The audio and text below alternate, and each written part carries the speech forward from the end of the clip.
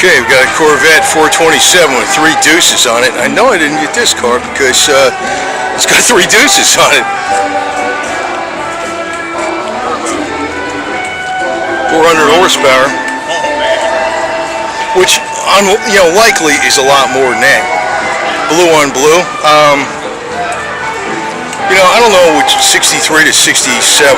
It's that body style, but I'm assuming it's a 66 because it's a 427 or something.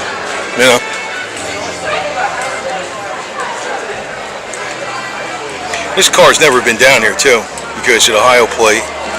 Never saw that car down here.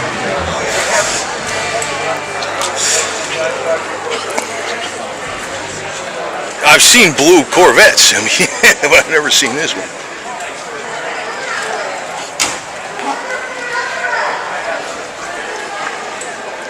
And of course, 4-speed. I don't think they even had automatics back then, Automatics for like the generations later on that turned into a bunch of wimps. 427, 3 deuces. Now, see, that's what you want. That's the kind of horsepower you want right there, right?